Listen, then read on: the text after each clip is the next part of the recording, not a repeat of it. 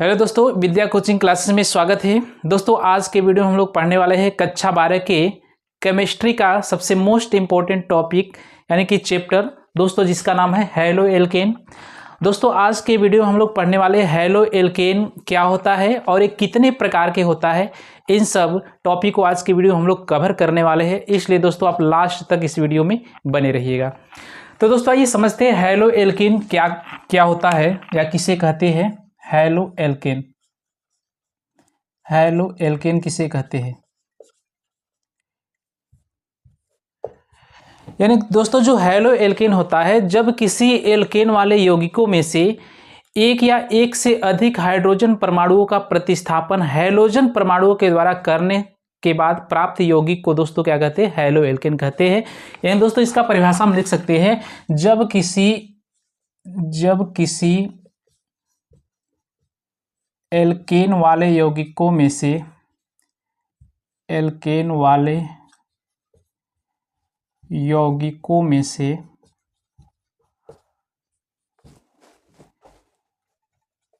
एक या एक से अधिक हाइड्रोजन परमाणुओं का प्रतिस्थापन हाइड्रोजन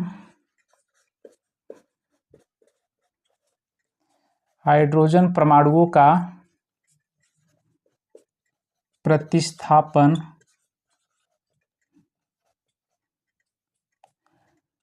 हैलोजन परमाणुओं के द्वारा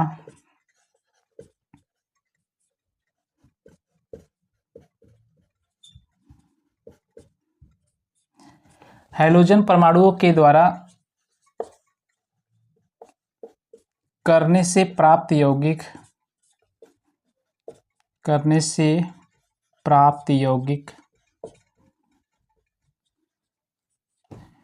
को हैलो एल्केन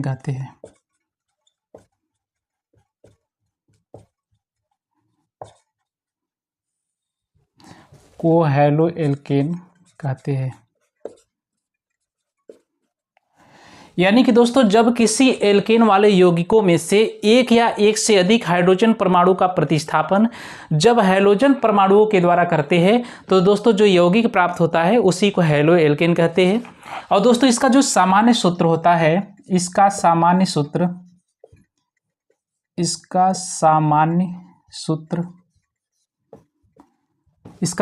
सूत्र दोस्तों होता है CnH2n+1x होता है।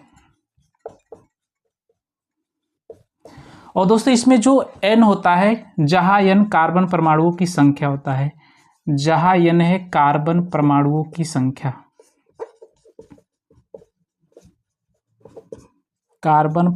की संख्या, और दोस्तों जो x है हैलोजन परमाणु, x है दोस्तों हैलोजन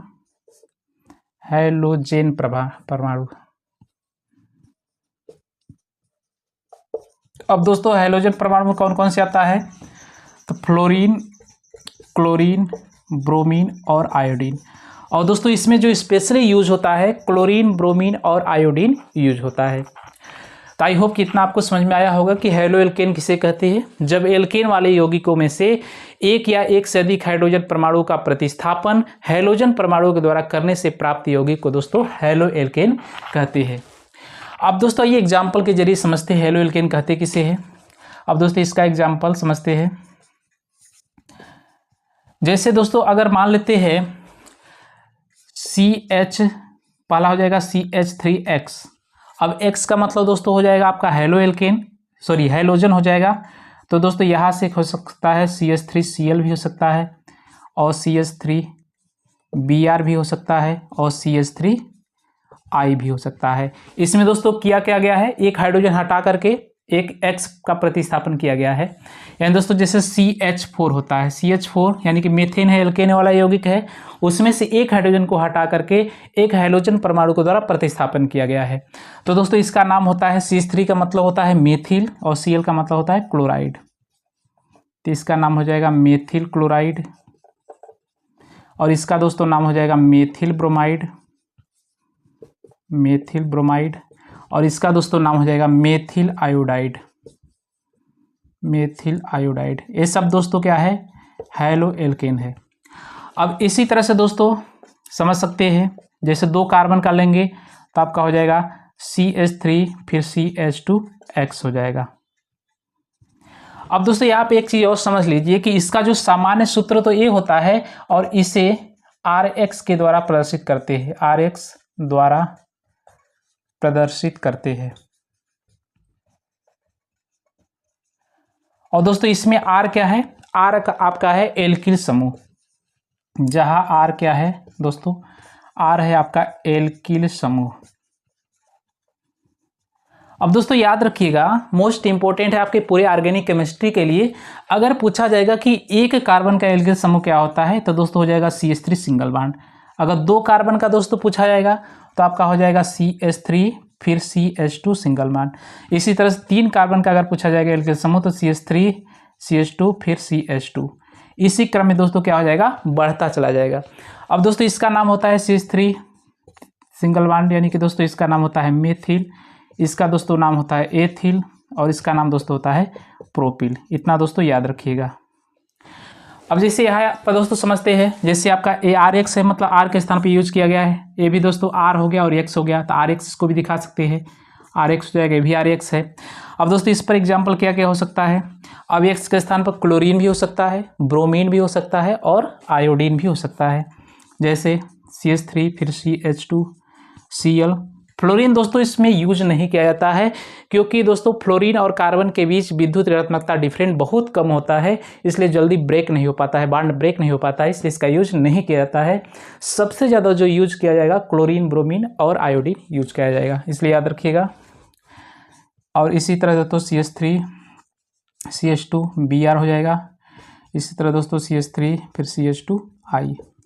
अब इसका दोस्तों नाम क्या हो जाएगा, CH3 CH2 का नाम दोस्तों क्या होता है, एथिल होता है, और Cl का क्लोराइड, तो इसका नाम दोस्तों हो जाएगा एथिल क्लोराइड, इसका नाम क्या हो जाएगा, एथिल क्लोराइड हो जाएगा। इसी तरह दोस्तों इसका नाम हो जाएगा एथिल ब्रोमाइड हो जाएगा, और इसी तरह दोस्तों इसका नाम हो जाएगा एथिल आयोडाइड।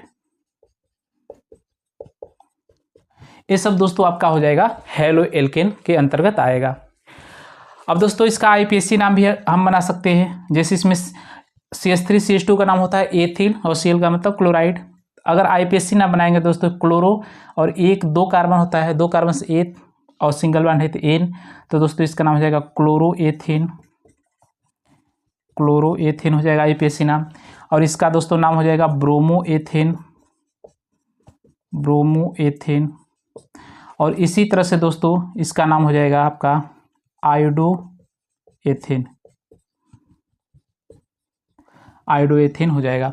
और इसी तरह से दोस्तों इसका नाम हो जाएगा क्लोरोमेथेन, ब्रोमोमेथेन और आयोडोमेथेन हो जाएगा। इसको भी दोस्तों याद रखिएगा। तो दोस्तों जल्दी से स्क्रीनशॉट ले लीजिए, फिर इसके बाद दोस्तों हम लोग देखेंगे कि हैलो एल्केन का वर्गीकरण कितने प्रकार का होता है। तो दोस्तों जल्दी से स्क्रीनशॉट ले लीजिए। अब दोस्तों आइए देखते हैं हैलो एल्केन का वर्गीकरण। हैलो एल्केन कितनी प्रकार के होते हैं। तो दोस्तों हैलो एल्केन निम्नलिखित प्रकार का होता है। हैलो एल्केन, हैलो एल्केन निम्नलिखित प्रकार का होता है, इतना आप लिख सकते हैं, निम्नलिखित प्रकार का होता है। दोस्तों इसमें जो पहला है आपका कार्बन हैलोजन परमाणुओं की संख्या के आधार पर, यानी दोस्तों पहला है आपका हैलोजन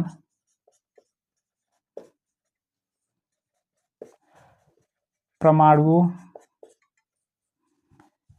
की संख्या के आधार पर, संख्या के आधार पर। तो दोस्तों हैलोजन परमाणुओं की संख्या के आधार पर पहला है। तो इसके आधार पर दोस्तों अगर देखा जाए तो कितने प्रकार का होता है, तो दोस्तों इसके आधार पर 3 प्रकार में डिवाइड किया गया है। तो दोस्तों पहला इसमें जो है आपका मोनोहैलो एल्केन, मोनोहैलो एल्केन, और दोस्तों दूसरा है आपका डाईहैलो एल्केन,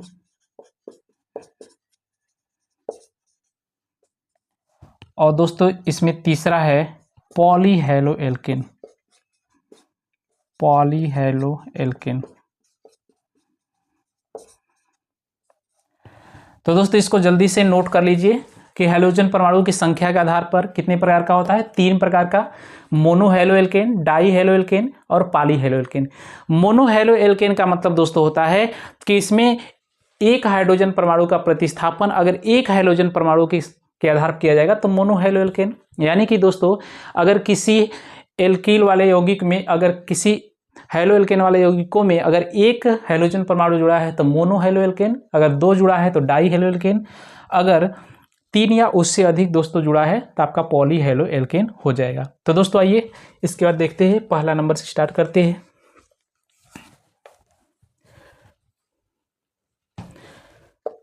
तो दोस्तों आइए समझते हैं मोनोहेलोएल्केन क्या होता है। यानी कि दोस्तों जब एल्केन वाले यौगिकों में से एक हाइड्रोजन परमाणु को हटाकर एक हेलोजन परमाणु जोड़ने के बाद प्राप्त यौगिक को मोनोहेलोएल्केन कहते हैं। यानी दोस्तों इसको लिख सकते हैं कि जब एल्केन वाले यौगिकों में से, एल्केन वाले यौगिकों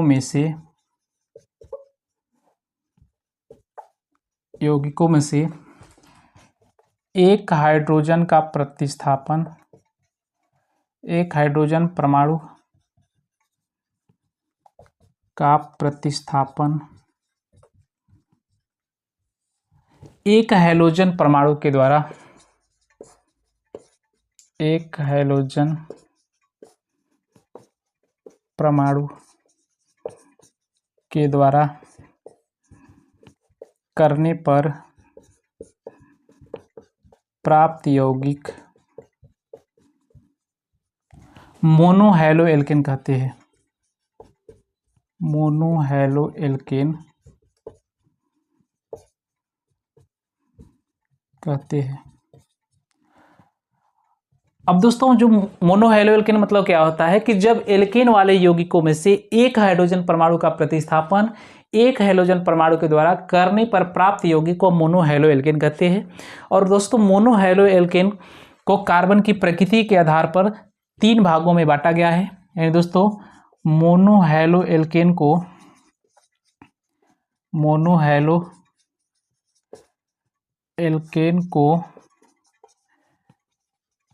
कार्बन की प्रकृति के आधार पर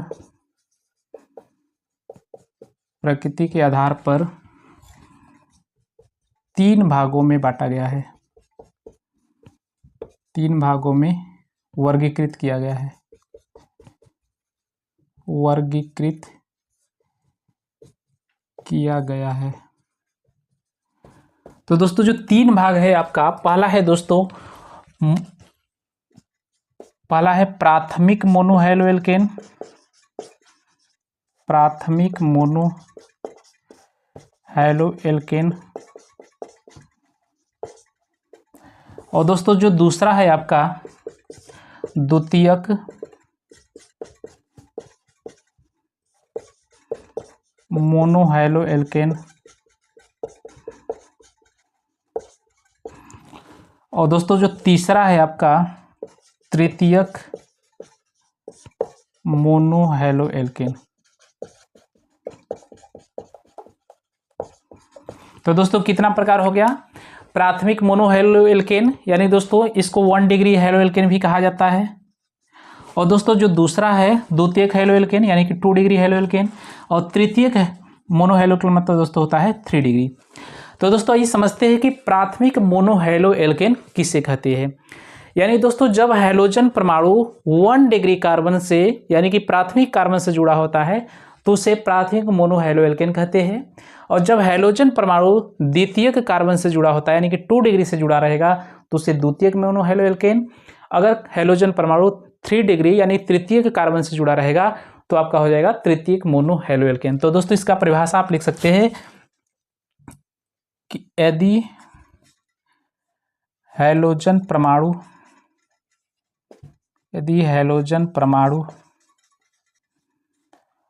प्राथमिक कार्बन, और दोस्तों प्राथमिक कार्बन का मतलब होता है 1 डिग्री कार्बन से जुड़ा होता है,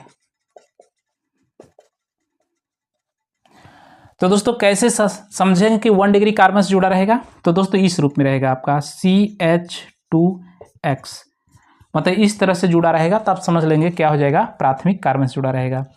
जैसे दोस्तों एग्जाम्पल के जरिए समझते हैं, जैसे आपका हो जाएगा पहला एग्जाम्पल CH3CH2X। यानी दोस्तों कैसे पहचानेंगे? ये दोस्तों जो हैलोजन परमाणु है जिस कार्बन से जुड़ा है वह कार्बन केवल एक कार्बन से जुड़ा है, तो आपका 1 डिग्री कार्बन कहा जाएगा। तो दोस्तों कौन सा हो जाएगा? 1 डिग्री कार्बन। अब X के स्थान पर दोस्तों क्लोरीन, ब्रोमीन, आयोडीन होता है। इसी तरह दोस्तों दूसरा एग्जाम्पल समझ सकते हैं, जैसे CH3 फिर CH2 फिर CH2X। अब दोस्तों हैलोजन परमाणु जिस कार्बन से जुड़ा है यह कार्बन एक कार्बन से जुड़ा होता है, तो दोस्तों ए नहीं देखेंगे दोस्तों, इस कार्बन से केवल एक जुड़ा हुआ है, तो इसका मतलब दोस्तों ये कौन सा कार्बन हो जाएगा? 1 डिग्री कार्बन हो जाएगा। तो इस आधार पर दोस्तों हम समझ सकते हैं। और द्वितीयक मोनो हैलो एल्केन का मतलब दोस्तों होता है कि यदि हैलोजन परमाणु, यहाँ से दोस्तों लिख सकते हैं, यदि हैलोजन परमाणु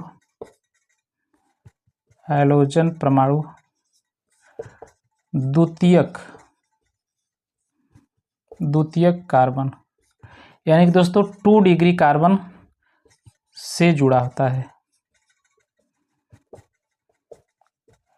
2 डिग्री कार्बन से जुड़ा रहेगा। तो दोस्तों 2 डिग्री मतलब क्या होता है? जैसे इस रूप में रहेगा CH फिर X दोस्तों जिस कार्बन से जुड़ा है वह कार्बन 2 कार्बन से जुड़ेगा, तो उसे कहेंगे द्वितीयक मोनो हैलो एल्केन। तो दोस्तों एग्जाम्पल जैसे इसका दोस्तों हो जाएगा, जैसे पहला नंबर एग्जाम्पल लिख सकते हैं CHX, और इसके साथ दोस्तों आपका हो जाएगा 2 जुड़ा रहेगा, एंड दोस्तों CH3 फिर CH3। ये आपका कौन सा कार्बन है दोस्तों? 2 डिग्री कार्बन। हैलोजन जिस कार्बन जुड़ा है यह कार्बन दोस्तों 2 कार्बन जुड़ा है, तो आपका 2 डिग्री हो जाएगा। इसी तरह से एक एग्जाम्पल और समझ सकते हैं, CH3 CH2 फिर CH फिर CH3X। दोस्तों X जिस कार्बन से जुड़ा है यह कार्बन कितने कार्बन से? 2 कार्बन से जुड़ा है, तो आपका 2 डिग्री हो जाएगा। अब दोस्तों आइए समझते हैं तृतीयक मोनो हैलो एल्केन क्या होता है। तो इसका भी परिभाषा हम लिख सकते हैं, यदि हैलोजन परमाणु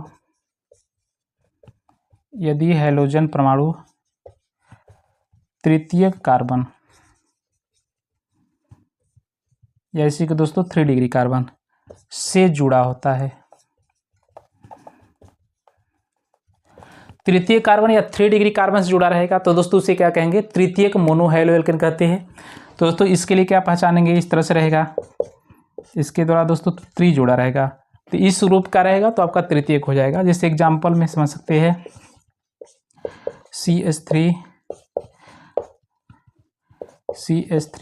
और CH3। अब दोस्तों हैलोजन यही X है जिस कार्बन से जुड़ा है, यह कार्बन 1, 2 और 3 कार्बन से जुड़ा है, तो आपका तृतीयक मोनो हैलो एल्केन हो जाएगा।